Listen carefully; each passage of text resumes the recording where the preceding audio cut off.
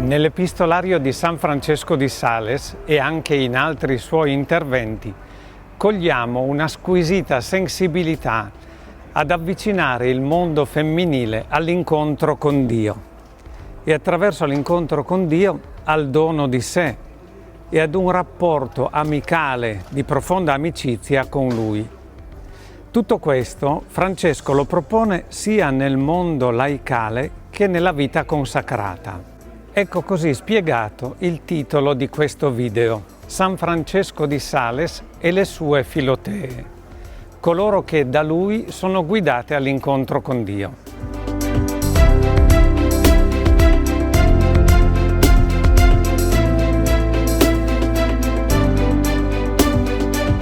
È molto interessante in Annecy cogliere ambienti particolari, ad esempio un portone che si trova nella via più antica di Annecy, un portone che è molto simile ad altri, ma dà l'accesso alla casa dove abitava Louise du Châtel, sposata a Charmoisy, la cugina di acquisto del nostro vescovo. Grazie a lei e ai consigli scritti che il cugino vescovo le darà, tutto questo diventerà ciò che noi abbiamo e chiamiamo Filotea, introduzione alla vita devota.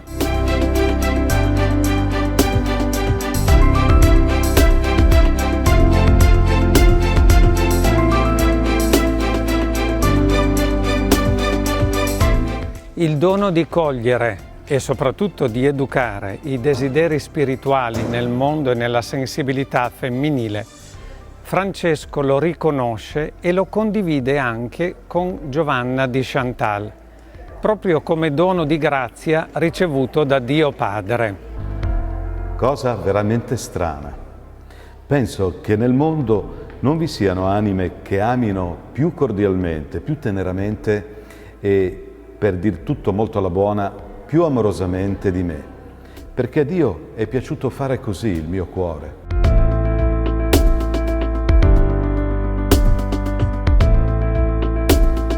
C'è una lunga storia che caratterizza questo dono del nostro vescovo e questa storia sicuramente inizia con il rapporto di Francesco con sua mamma, Françoise de Sionnat. Soltanto 15 anni circa separano la mamma dal figlio, mentre quasi 31 anni separeranno la mamma dal papà. Tutto questo ci fa dire che evidentemente è stato un matrimonio combinato. Però possiamo dire che, seppure combinato, è stato un matrimonio riuscito. Gli storici ci dicono che la mamma di Francesco aveva un carattere molto amabile.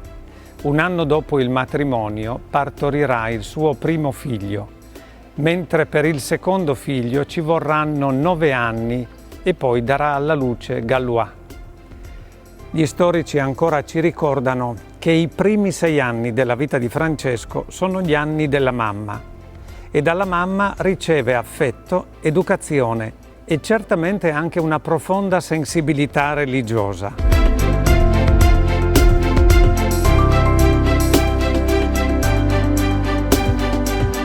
La mamma, ormai avanti negli anni, dirà, parlando di Francesco: questo è mio figlio e mio padre. Infatti anche la mamma sarà una delle anime guidate dal suo figlio.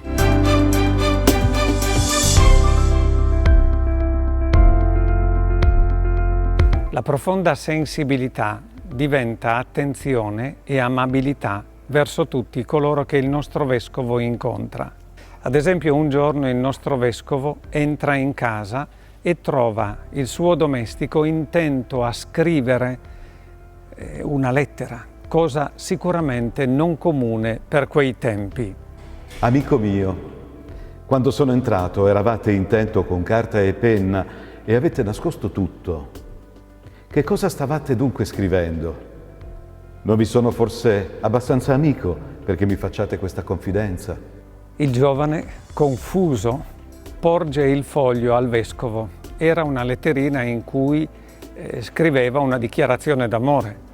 Il vescovo la legge e poi conclude. Non riuscite a spiegarvi bene.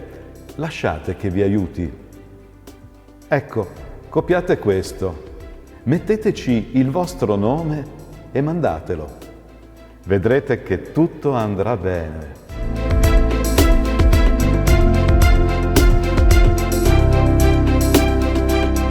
Un'altra presenza che tanto ha educato la fede di Francesco e ha inciso sulla comprensione del femminile è la presenza di Maria, la Madre di Dio, di cui Francesco dirà la donna più amabile e amante di tutte le creature. Per lei Francesco avrà sempre una devozione forte, filiale e affettuosa.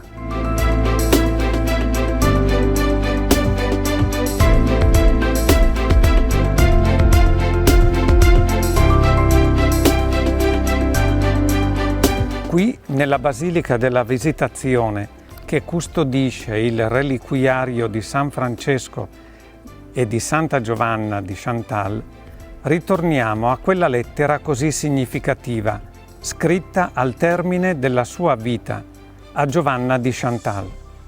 André Ravier, grande e profondo conoscitore del nostro santo, definisce questa lettera il cuore della salesianità, come se qui raccogliesse tutti i temi e gli atteggiamenti cari alla santità salesiana. Cosa veramente strana. Penso che nel mondo non vi siano anime che amino più cordialmente, più teneramente e, per dir tutto molto alla buona, più amorosamente di me, perché a Dio è piaciuto fare così il mio cuore. E tuttavia amo le anime indipendenti, vigorose, le anime che non sono femmine, perché la tenerezza troppo grande sconvolge il cuore, lo rende inquieto e lo distrae dalla meditazione amorosa di Dio e impedisce la completa consegna a Dio e la perfetta morte dell'amor proprio. L'eccellenza di questa lettera, così intensa e profonda, è nelle ultime battute, quando il Santo Vescovo dichiara: quello che non è Dio non è nulla per voi. Ho l'impressione di non amare nulla fuori di Dio e tutte le anime in Dio. Sento quell'unità che Dio ha prodotta in me in modo straordinario. Tutto questo vuol dire che lo spazio della loro amicizia è nel cuore di Gesù e nella volontà di Dio Padre e nel dono reciproco, da nessun'altra parte.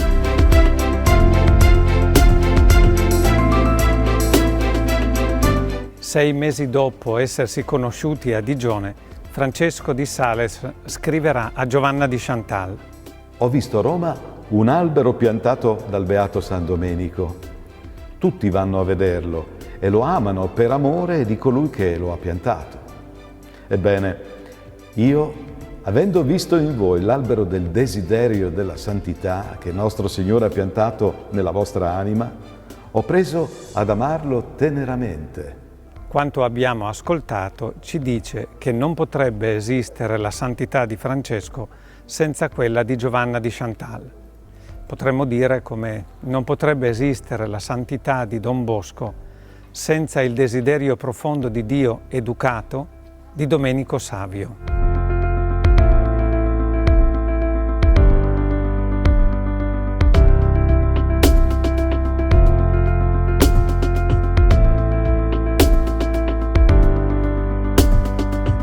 Il cammino spirituale del nostro Santo Vescovo, quello che lui stesso vive e che propone alle anime che guida, è così semplice e adeguato alla nostra umanità, però non dobbiamo credere che sia totalmente spontaneo.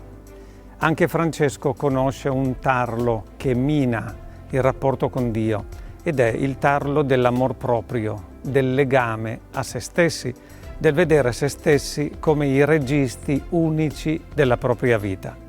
E l'amor proprio trasforma i legami, anche quelli più belli, in vincoli costrittivi. Allora Francesco educa le sue suore al distacco, quella forma di distacco che conservano ancora attualmente.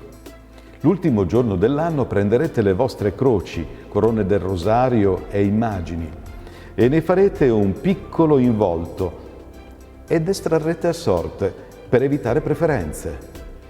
Ma ascoltate, ecco il meglio. Io non posso sopportare che certe religiose vengano chiamate la signora eletta, la signora tale o tal'altra. No. Nessuna preminenza e nessuna parola di anzianità. Siamo tutti pochissima cosa. Al primo involto mettete il numero 1, al secondo 2 e così via. E figlie mie, in questo modo vivremo distaccati proprio da tutto.